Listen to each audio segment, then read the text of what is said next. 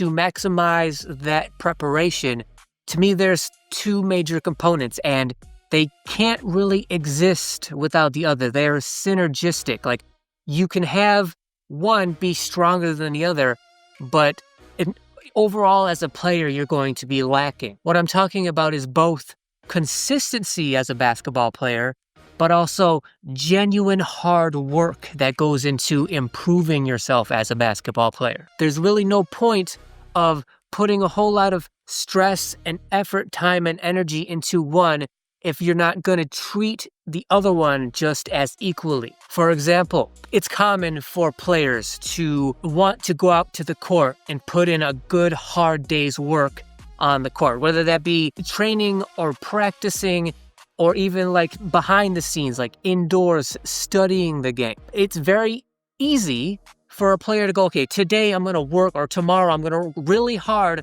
on my basketball game. So if we're talking about like training, a day of like physical training, it's really easy to have like a one-off, where like one day you have one hard training day.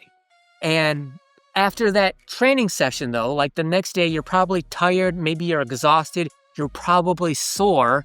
And so you're probably not going to come back the next day or the day after that, or whenever you're scheduled to come back and train. You're probably like, you're less likely to do that because you exhausted yourself on that one day. And that goes for any kind of preparation. It's really easy to put in one hard days of work. It's really easy to put in one hard day of really hard work.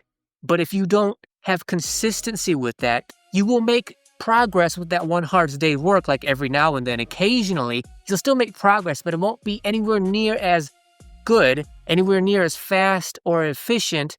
You won't make nearly as much gains as you would doing that if you put those hard days of work together in a consistent, scheduled pattern. And the inverse can be said when it comes to consistency. So if you say, okay, I want to be consistent as a basketball player in terms of growth and improvement. So what I'm going to do is like at least 5 days a week for an hour every day. So like 5 hours every week. I'm going to go out to the court and I'm going to shoot around. Now, if you guys know me, I'm not a fan of just shooting around because there is no organization. There's no improvement being made. Like, there's no significant improvement because you're just out there putting up random shots, just doing random things. And there's no structure. And because there's no structure, there's really no real improvement going on and happening. So even though you're out there every day for at least an hour every day, like 5 times a week, being consistent, the fact that you're not really putting in any real hard work, there's no drill, there's no workout, you're not pushing yourself. You're just sort of putting up shots lazily and wasting time.